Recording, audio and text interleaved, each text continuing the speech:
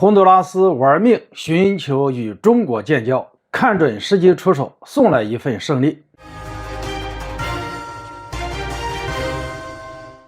大家好，我是肖映华。台当局砸钱都没有用，洪都拉斯极力寻求和中国建交，这是为什么呢？近段时间以来，中国在外交层面上可谓是取得了一个又一个胜利，其中最大的胜利就要数沙特和伊朗在北京坐上一桌，也就是在中国的积极斡旋之下，沙伊两国摒弃历史恩怨，从此握手言和。今天中国在外交层面上又迎来另一个胜利。据相关媒体透露，洪都拉斯总统于近日向外界表示，洪都拉斯正寻求和中国建交。而对洪都拉斯这个国家，相信大家有所了解。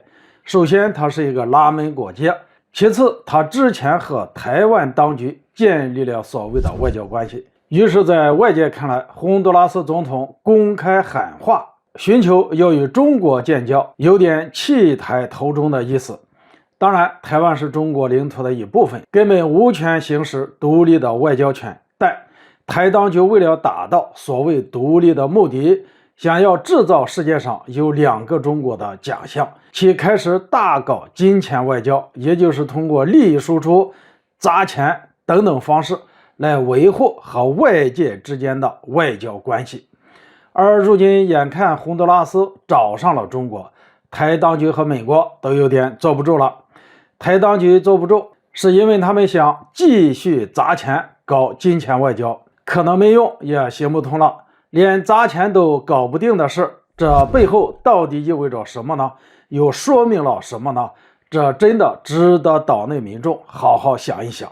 美国坐不住，是因为洪都拉斯这个国家是拉美国家，而作为一个曾经和台当局建立了外交关系的拉美国家，如今寻求与中国正式建立外交关系，在美国的眼里，这其实就是要放弃台岛。在部分观点来看，一个拉美国家此时打算放弃台岛，这算是一种玩命的行为。原因很简单，美国在拉美地区的霸道远不同于我们在中国看到的。说白了，就是美国对中国都很霸道，更别说对拉美地区的国家了。这不，眼看洪都拉斯找上了中国，美国随即就发出了警告。美国国务院甚至亲自下场，声称会继续密切关注洪都拉斯的动向。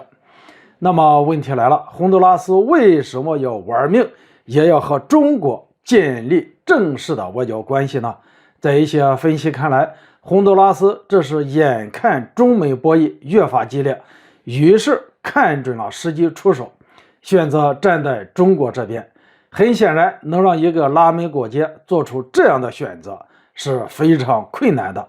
大家很难想象他接下来会在拉美地区面对一种什么样的压力。以我所见，洪都拉斯的选择是大势所趋，也是顺应世界发展的潮流，也真正让洪都拉斯下定决心做出这样一个决定，或许还是中国外交实力与影响力在国际社会上的大幅提升。毕竟能让伊朗和沙特这两个冤家对头坐上一桌，并且最后还握手言和，这可是美国连想都不敢想的事情。可以说，透过这样一件事情，也能够让国际社会上一些国家彻底看清中美两国之间的差距，也就是能够让他们知道到底谁真心实意的帮助别国发展。